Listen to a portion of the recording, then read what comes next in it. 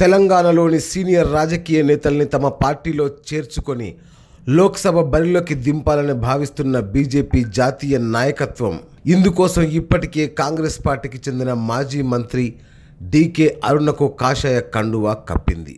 Mahabub Nagar BJP MP అభ్యర్థిగా DK అరుణ బరిలో నిలవడం దాదాపుగా ఖాయమైంది. డీకే అరుణతో పాటు మరికొందరు సీనియర్ నేతలను తమ పార్టీలో చేర్చుకోవడంపై దృష్టి పెట్టిన కమలనాథులు ఈ క్రమంలో కాంగ్రెస్ పార్టీకి చెందిన కీలక నేత మాజీ మంత్రి సునీతా లక్ష్మారెడ్డితో సంప్రదింపులు జరుపుతున్నట్లు తెలుస్తోంది. కాంగ్రెస్ హయాంలో మంత్రిగా పనిచేసిన సునీతా లక్ష్మారెడ్డి గత అసెంబ్లీ ఎన్నికల్లో నర్సాపూర్ నుంచి పోటీ చేసి ఓడిపోయారు.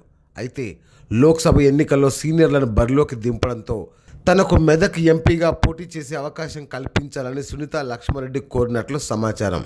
అయితే ఇందుకు నిరాకరించిన కాంగ్రెస్ హైకమాండ్ ఆ స్థానాన్ని గాలి అనిల్ కుమార్కు కేటాయించింది. దీంతో ఆమె కాంగ్రెస్ను వీడాలని నిర్ణయించుకున్నారని, ఇందుకోసం ఇప్పటికే బీజేపీ జాతీయ నేతలతో చర్చలు జరిపారని వార్తలు వినిపిస్తున్నాయి. సునీతా లక్ష్మారెడ్డి పార్టీలో చేరితే మెదక్ ఎంపీగా పోటీ చేసే అవకాశం కల్పించడంతో పాటు పార్టీలో ఆమెకు మంచి స్థానం కల్పిస్తామని బీజేపీ జాతీయ నేతలు హామీ ఇచ్చినట్లు తెలుస్తోంది.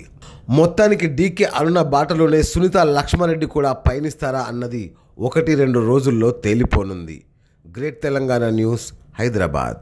నిరంతర న్యూస్ అప్డేట్ కోసం ఛానల్ ను సబ్స్క్రైబ్ చేయండి. పక్కనే ఉండే బెల్ సింబల్ ను క్లిక్ చేయడం మర్చిపోకండి. అప్డేట్స్ ని మిస్ అవ్వకండి. Thanks for watching. Please like, comment, share.